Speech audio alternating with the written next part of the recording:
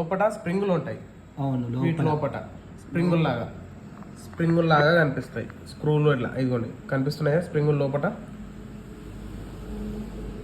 Scroll లాగా పైన ఇదిగోండి ఆ లోపల స్క్రూల పైన 10 days కి ఒకసారి ఒక్కొక్క దాని 2 drops. ఓకే, 2 drops అదొకటి. తర్వాత ఇక్కడ 3 needle నొక్కితే మనకు నెంబర్స్ వస్తాయి. అవును, 1 నెంబర్ నొక్కితే ఇక్కడ హెడ్ మూవ్ అవుతుంది.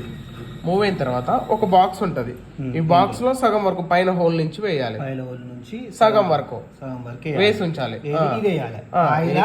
ఆయిల్ వేసిన ఒకటే, ఇది వేసిన ఒకటి స్ప్రే. తర్వాత మళ్ళీ 12 నెంబర్ వేసిన తర్వాత మళ్ళీ హెడ్ 12 నెంబర్ అనేది బాబిన్ దగ్గరకు వస్తుంది. అప్పుడు ఇదిగోండి ఇక్కడ వైట్ రాడ్ ఉందా, ఈ వైట్ రాడ్ పైన 10 days కి ఒకసారి లైట్ గా ఎక్కువ వేయకూడదు. ఆయిల్ అనేది ఎక్కువ వేస్తే క్లాత్ పైన పడుతుంది అంతే.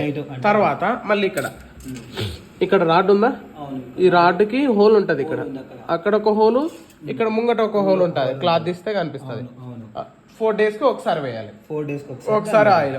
తర్వాత బాబిన్ ప్లేట్ మీరు ఒకవేళ బ్లౌజులు రన్ చేస్తారనుకోండి, ఒక 3-4 బ్లౌజులు రన్ చేస్తారంటే కంపల్సరీగా ప్లేట్ తీసి పక్క క్లీన్ చేస్తే అందరూ కూడా ఆయిల్ స్ప్రే చేసేయండి.